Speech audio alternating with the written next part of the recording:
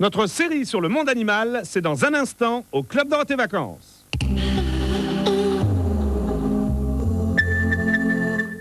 Dans Choco Pops de Kellogg's, ils ont mis Donkey Kong. Et ça se passe comment au fond? Quoi?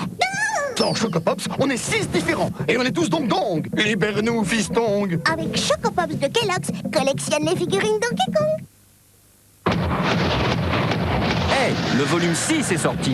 2 aventures complètes Dragon Ball Z en vidéo et un fascicule, 79 francs chez ton marchand de journaux.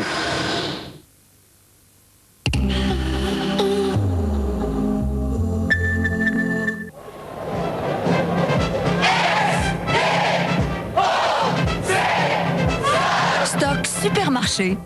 Retrouvez les vachettes d'Interville avec le magazine Télé Loisirs. Elles ont une forme olympique. Mercredi, Interville 97. Allez. Laval reçoit Saumur. J'ai beaucoup d'admiration pour ce que vous faites. Vous m'avez poussé. Jean-Pierre Foucault, Thierry Roland, Olivier Chiabodo, Nathalie Simon et les Vachettes vous présentent Interville 97. Mercredi à 20h50.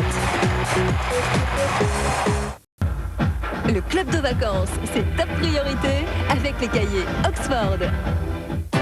Les Chevaliers du Zodiaque? Une super série culte. Tous les matins au club Dorothée pendant les vacances d'été.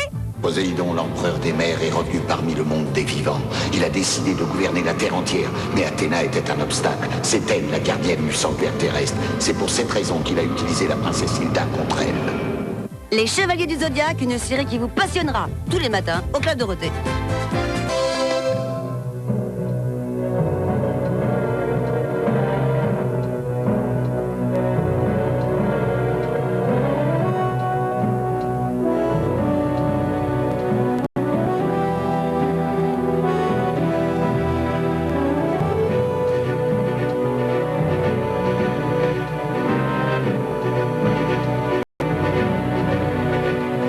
Au XXe siècle, de nombreuses espèces d'animaux ont été menacées d'extinction. Voici l'histoire.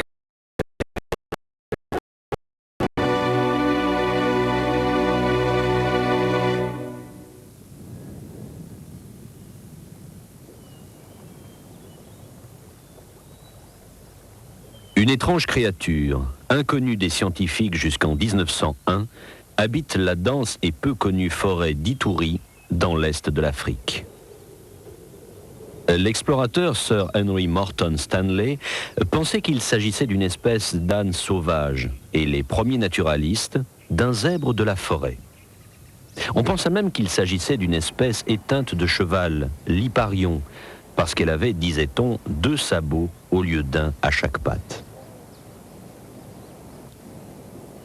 Un spécimen fut enfin aperçu et on se rendit compte que toutes ces hypothèses étaient fausses. Il s'agissait en fait d'un animal à sabots fendus, apparenté aux bovins et aux chameaux. Un examen du crâne montra que l'okapi était une espèce très particulière de girafe vivant dans la forêt. Munis de longues pattes, les okapis mesurent environ 1,50 m de haut.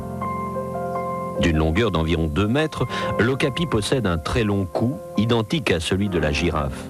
Leur croupe et le haut de leurs pattes portent des stries blanches et noires.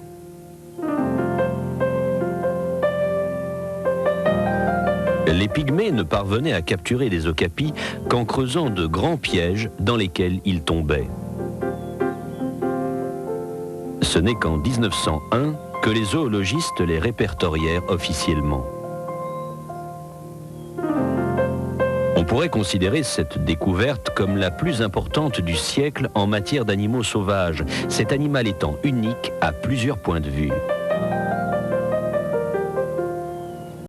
Des vaches, les okapis avalent la nourriture sans la mâcher.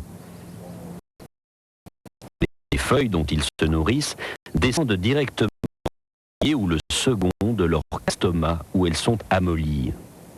Par la suite, les hoquets de l'okapi font remonter cette nourriture dans sa bouche sous la forme d'une grosse balle molle.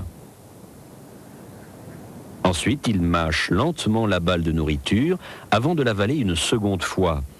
Elle se dirige alors vers le 3e ou le 4e estomac, où elle est enfin digérée. La découverte de l'okapi suscita un vif intérêt et une expédition fut envoyée dans la forêt Ituri par la Société de zoologie de New York entre 1909 et 1915. On découvrit que les okapis étaient surtout actifs le jour, mais également juste après le crépuscule et avant l'aube. Ces animaux ne dorment pas pendant de longues périodes, se contentant de courtes siestes, parfois de quelques minutes à peine, probablement en position debout. Guidés par les pygmées, les explorateurs s'aventurèrent dans la dense forêt Ituri. Les okapis ont longtemps été une source de nourriture pour les pygmées, mais étant donné qu'ils les tuaient uniquement pour se nourrir et qu'ils avaient le choix parmi de nombreuses autres espèces, ils ne représentèrent pas une réelle menace pour leur survie.